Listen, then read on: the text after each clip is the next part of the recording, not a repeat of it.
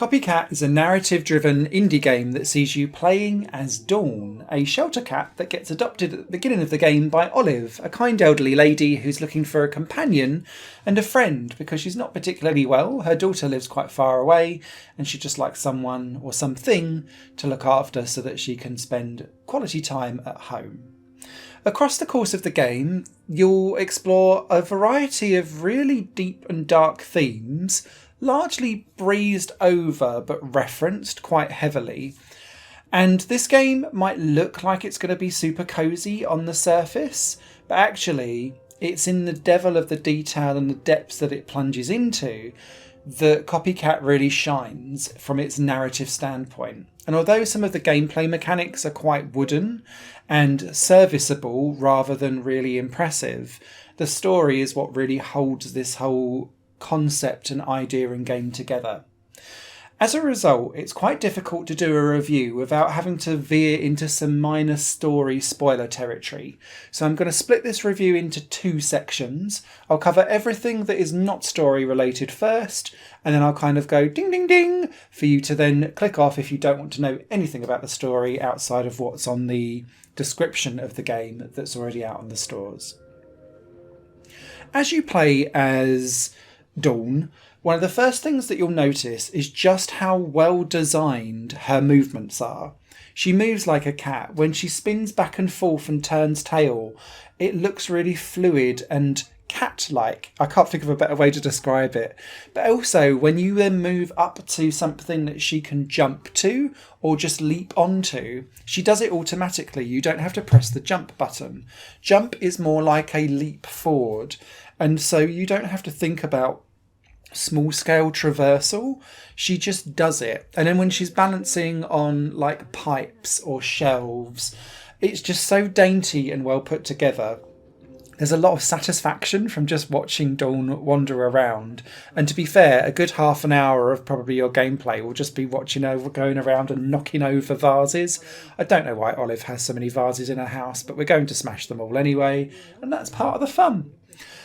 She can also meow, and that's all well and good. And there'll be a couple of mini games that will crop up time and time again, because when it comes to actually doing things that aren't leaping, moving or meowing, 3 mini games appear time and again.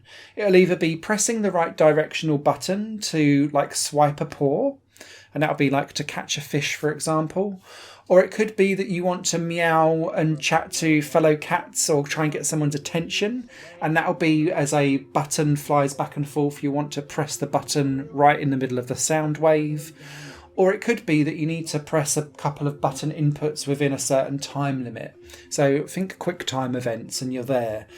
And this is fine, but every scene that involves gameplay devolves into these 3 mini games, and if you fail them repeatedly, the story takes a slightly different turn but continues and reconvenes back on the right path again. So there's no real fail state in Copycat, and it does mean that sometimes you kind of go, why is this being put in? And it's also quite low stakes and quite low effort. I get that it's a narrative first game, but it didn't really instill much energy into the gameplay with these 3 mini games popping up time and time and time again. One of the interesting things that Copycat does, though, through these mini games and just through the interactions that you do around the world, is that Olive's always got a TV programme on that's talking about big cats.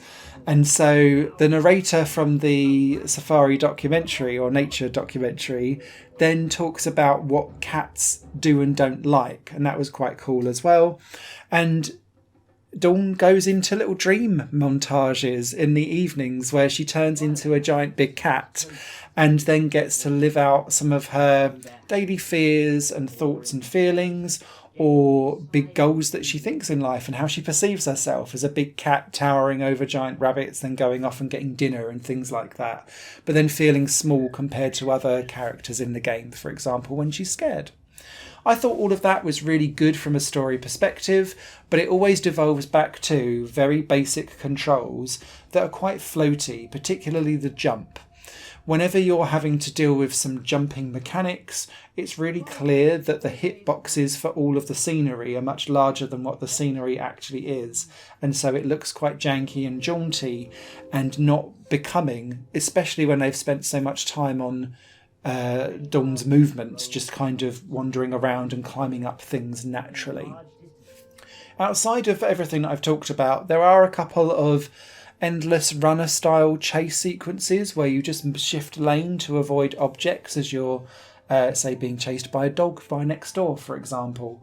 And that's all well and good, and it breaks up some of the monotony, I guess, of the gameplay. But really what this is all in doing is in service for the story. And it's here I'm going to say ding ding ding, and if you want to leave now, my short answer is the story is really intriguing and great and left me thinking about things long after the game finished, but it is marred by some of that basic gameplay, so your mileage will vary. 3, 2, 1. Alright, if you're still here, that's your fault. The reason why Copycat was really intriguing to me is that every character in this story is morally in a grey area and does some reprehensible things, but you can see their points of view and why they're motivated to do bad things. Dawn as a cat has been utterly treated abhorrently by other humans, and so she distrusts everyone. So at the beginning of the game, when Olive reaches in to give you a nice stroke and get you some food, you're horrible to her. You scratch her, you can bite her, you can knock her food off the table. I thought, oh my god, am I the bad guy? But it's because she's been badly treated beforehand, and I think seeing it from the eyes of a cat's perspective is really refreshing and interesting, because you aren't doing nice things, but you can understand why. As you move around Olive's home and neighbourhood, you'll pass objects that will always have text descriptions on them. And what these text descriptions do is change scene to scene to scene.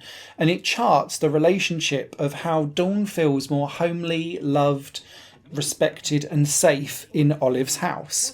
And it's really cute and a great way of doing environmental storytelling, because you'll pass the same photos or vacuum cleaner cupboard or artwork or the food cupboard or the dining table or the best place to lay in the house for sun and warm sunny vibes.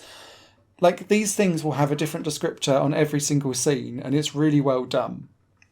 The other thing I wanted to point out in this spoiler bit is there's a character called May, which is the third important character in the game, Olive's daughter. Now, May does not want Olive to have Dawn the cat at all, because she thinks that that's an extra stressor that will make her unwell.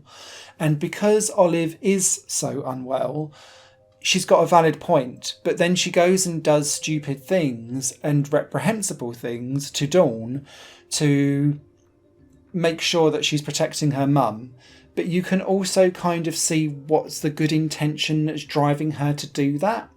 And Copycat does this a few times, where everything is in a grey moral area, where good people do stupid things or stupid actions come out of good intentions.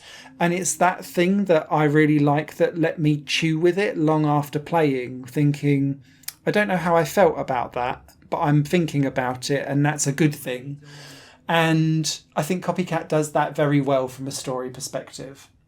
Whilst the gameplay itself is quite basic and a little bit rigid, the actual story itself kept me going quite happily all the way through, and it reached a satisfying conclusion, didn't leave any particular loose threads hanging, and I felt sated by the end that I'd had a well-rounded experience that definitely made me think. And if all else fails, doesn't Dawn look cute? Written review will be over on higherplayinggames.com. Thanks for watching.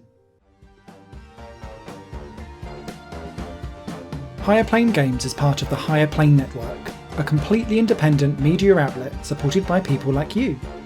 The goal is to create the best possible content that cultivates a richer indie scene for games as well as music and entertainment.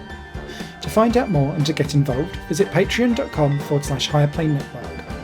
Your support makes all the difference, and in return you'll gain access to bonus content and downloads. Thank you for watching.